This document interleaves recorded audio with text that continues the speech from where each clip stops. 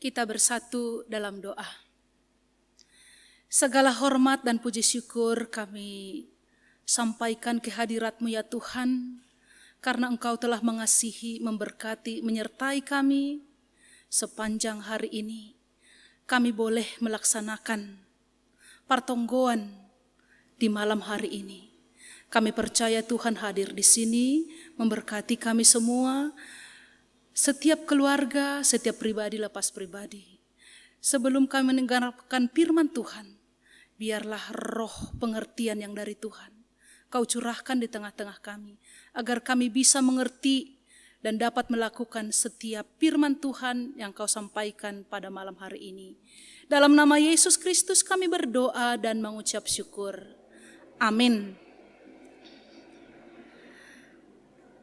Firman Tuhan dalam pertemuan kita pada malam hari ini tertulis dalam Ulangan 31 ayatnya yang ke-14 sampai ayatnya yang ke-22. Demikianlah firman Tuhan. Pendahuluan nyanyian Musa.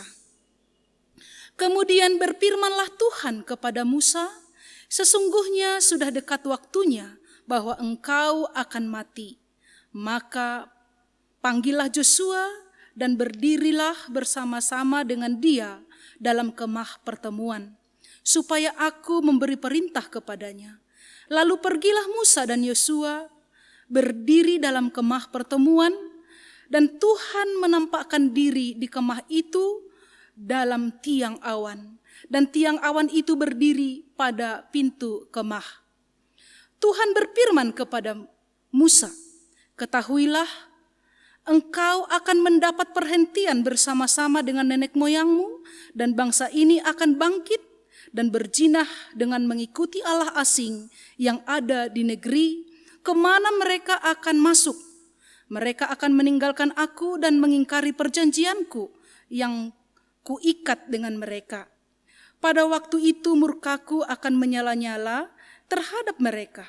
Aku akan meninggalkan mereka dan menyembunyikan wajahku terhadap mereka, sehingga mereka termakan habis dan banyak kali ditimpa malapetaka serta kesusahan. Maka pada waktu itu mereka akan berkata, bukankah malapetaka itu menimpa kita? Oleh sebab Allah kita tidak ada di tengah-tengah kita, tetapi aku akan menyembunyikan wajahku sama sekali pada waktu itu, karena segala kejahatan yang telah dilakukan mereka, yakni mereka telah berpaling kepada Allah lain. Oleh sebab itu, tuliskanlah nyanyian ini dan ajarkanlah kepada orang Israel. Letakkanlah dalam mulut mereka supaya nyanyian ini menjadi saksi bagiku terhadap orang Israel.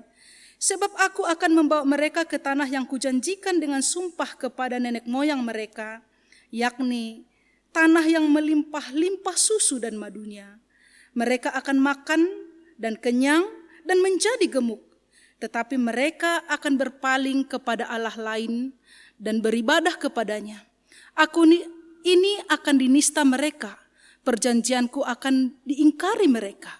Maka apabila banyak kali mereka ditimpa malapetaka serta kesusahan, maka nyanyian ini akan menjadi kesaksian terhadap mereka. Sebab nyanyian ini akan tetap melekat pada bibir keturunan mereka. Sebab aku tahu niat yang dikandung mereka pada hari ini, sebelum aku membawa mereka ke negeri yang kujanjikan dengan sumpah kepada mereka. Maka Musa menuliskan nyanyian ini dan mengajarkannya kepada orang Israel. Demikianlah firman Tuhan.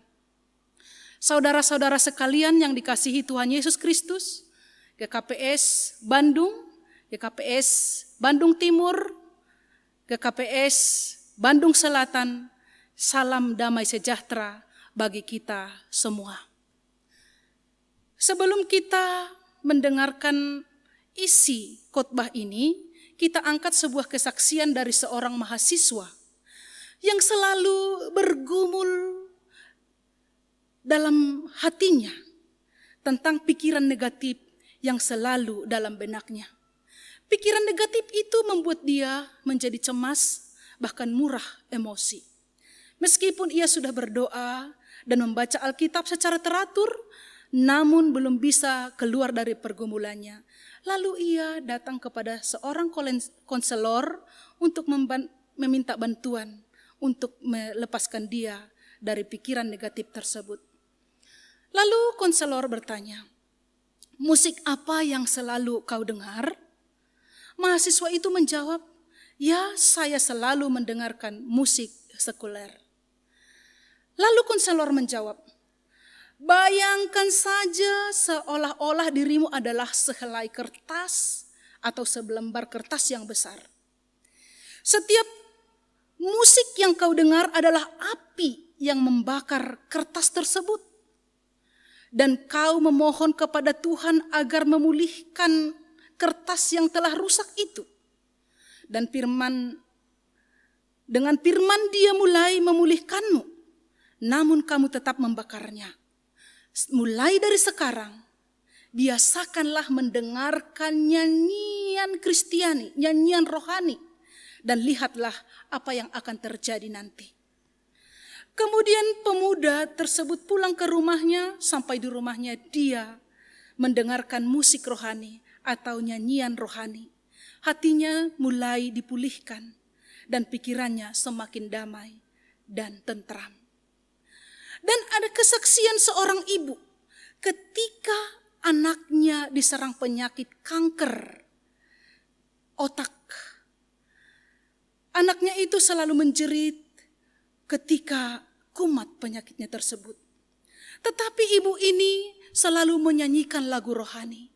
Nah, suatu ketika penyakitnya itu kumat, anak ini mengatakan, ibu bernyanyilah, nyanyikanlah lagu rohani.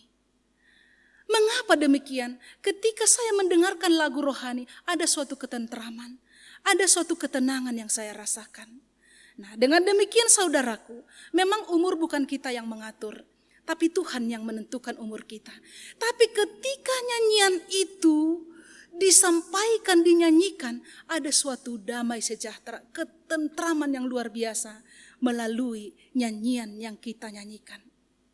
Doding atau musik orang Kristiani bukan hanya sekedar pemuasan emosional, tapi juga sebagai refleksi renungan bagaimana kita membangun iman, syukur kepada Tuhan, membawa kita kepada kedewasaan iman. Martin Luther mengatakan, litun dosibolis in, anggo manangar doding ni halak Kristen. Berarti melalui kesaksian tersebut, bahwa doding ni halak Kristen itu sangat besar kuasanya. Dia bisa menenteramkan jiwa, dia bisa memulihkan, dia bisa menghibur, bahkan menyembuhkan, bahkan membangun iman yang semakin dewasa di tengah-tengah kehidupan orang percaya. Dari peristiwa khotbah ini, kita melihat bangsa Israel akan memasuki tanah Kanaan, tepat berada di sisi timur sungai Yordan. Ajal Musa sudah dekat, tampuk kepemimpinan akan diteruskan oleh Yosua. Maka Allah hadir di perkemahan mereka dan memanggil Yosua dan Musa. Di akhir hidup Musa, Allah memakai Musa untuk menguatkan iman bangsa Israel. Melalui sebuah lagu nyanyian, yaitu pengalaman bersama dengan Tuhan. Tuhan menyertai dan menyediakan makanan serta melepaskan mereka dari serangan musuh, juga membawa mereka sampai ke tanah perjanjian. Pernah saya bertanya kepada seorang orang tua, Namboru, apakah Namboru sudah siap untuk pulang menghadap Bapak? Dia berkata, belum, sebab anak saya belum menikah, sebab saya belum punya cucu, sebab anak saya belum bertobat. Hal-hal demikian sering mengganjal dalam hati setiap orang tua, makanya dia belum tenang menghadap Sang Pencipta. Demikian juga halnya Musa. Sebelum meninggal ada sesuatu yang mengganjal dalam kehidupannya, yang membuat dia sedih dan gentar dalam hidupnya.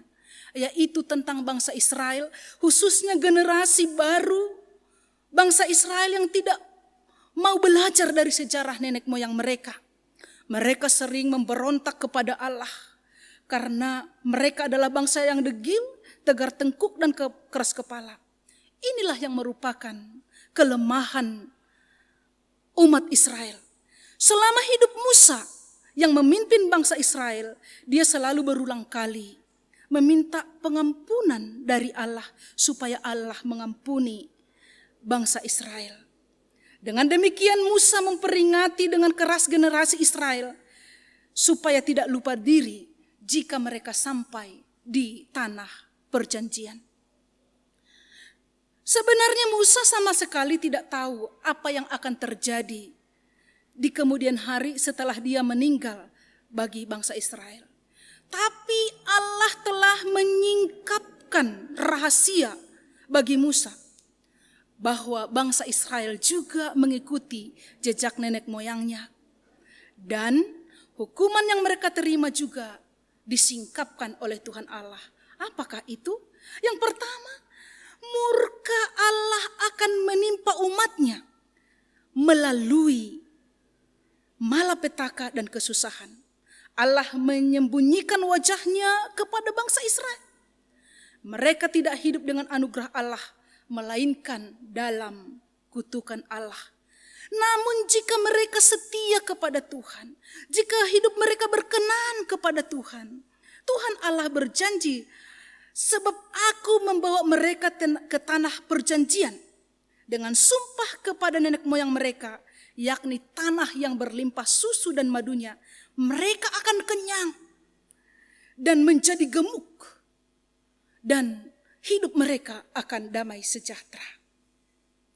Dengan demikian, untuk menguatkan, menegur bangsa Israel, maka Allah menyuruh Musa menuliskan sebuah lagu, nyanyian yang wajib harus diketahui oleh setiap bangsa Israel, baik tua muda, baik kaya atau miskin.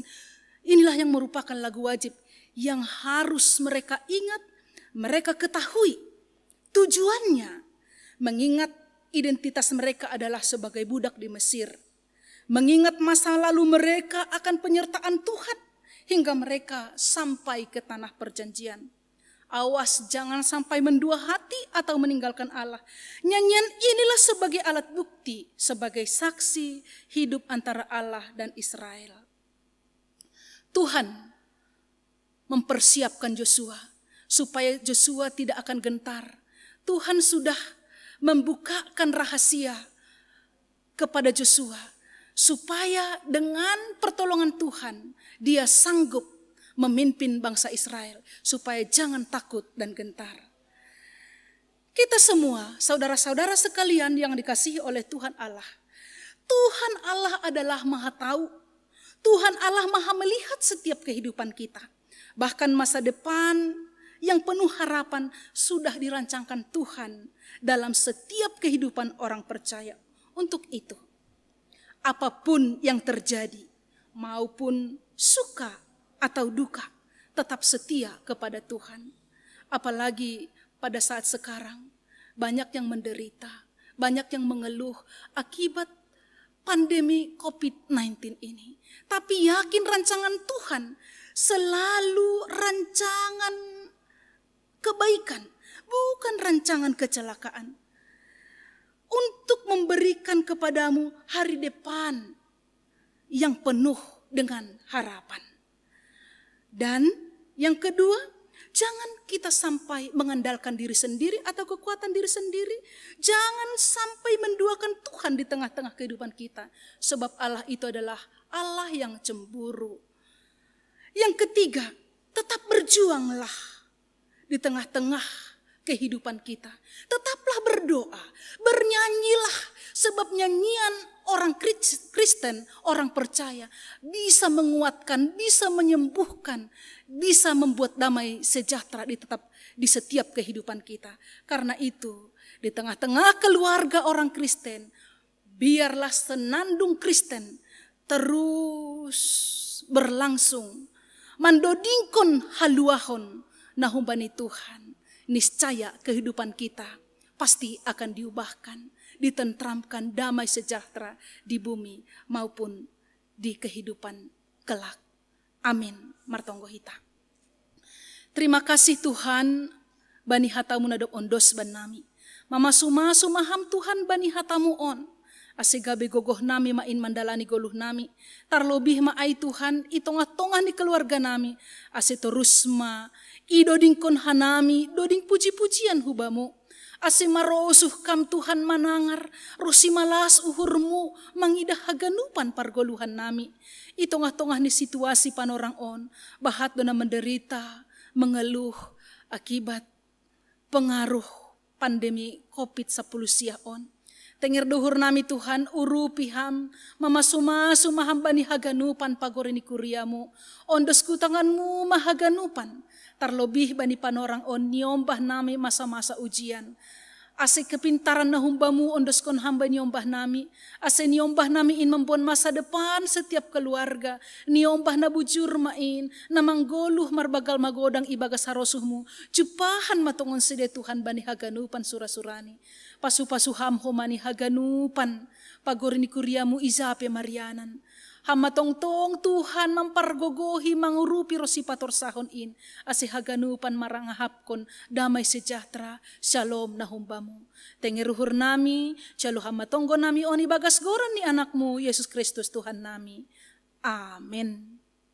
Shalom bata haganupan. Horas, horas, horas.